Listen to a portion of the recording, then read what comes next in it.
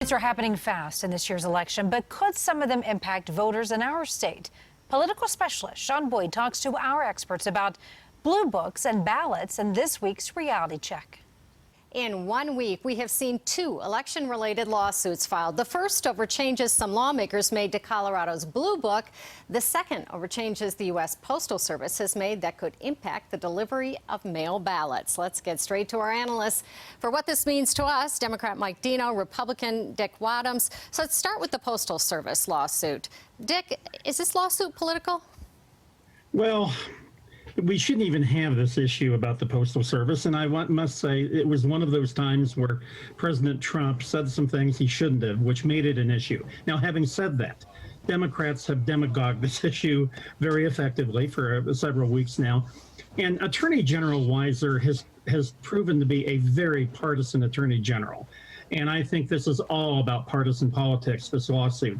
And it really is not in the spirit of previous attorneys general, going back to Ken Salazar, John Suthers, and others. I just think that he has taken the office into a partisan direction we really have never seen before. And Mike, I talked to Weiser today. I think he thinks that the Postal Service changes are political. Your thoughts? Well, Louis DeJoy is a political appointee of the president's, and his company former company now, but since 2013 has made $286 million off the federal government. So I do think there's politics involved. Dick's right. The president, as he always does, tends to say something that gets people fired up, particularly on the Democratic side. And the Democrats have made a lot of this issue. I don't think Phil Weiser's any more political than some of the previous, maybe the most recent attorney generals on the Republican side. I mean, Phil was the dean of the CU Law School, and he's just a very capable lawyer, and we're in a very highly politicized time. So I think it's easy, in this issue to file a lawsuit. It's preemptive in a way to say, if something happens, we're coming after you.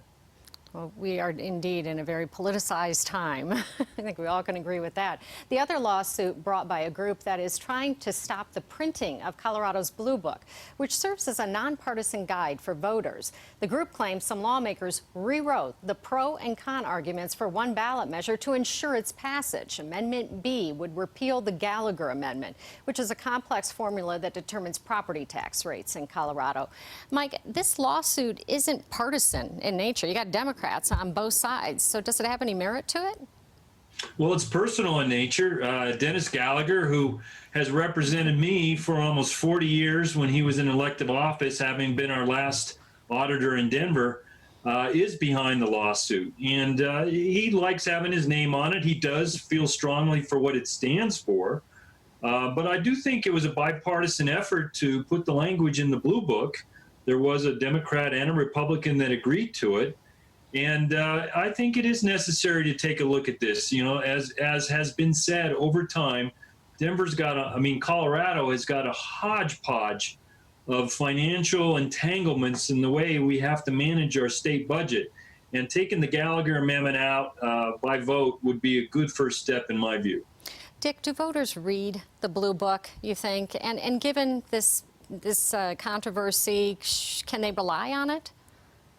I would love to see a poll, Shaun, of voters to find out how many of them really do read the Blue Book. I think the voters who take their responsibility as a voter seriously do, but that, I hate to say it, but probably not overwhelming numbers of people read it. In regard to this in particular, this issue, this is truly a bipartisan effort on both sides. I mean, there are proponents and opponents on both in both Democrat and Republican on both sides. It is a very confusing issue. And so I'm not sure that, I think this lawsuit is kind of much ado about nothing. Voters will have to just figure out over the course of the campaign where they come down. But Mike is right. It's the first step of what is probably a long-term debate on our fiscal situation. And I think Democrats in their heart want to repeal Tabor someday. I don't think they ever will be able to, but that's what the ultimate goal will be. All right. Well, thanks, guys. We're going to have to leave it at that. And next week, we will start to unpack some of these ballot measures, maybe the Gallagher Amendment. There's a lot this election. We'll see you then.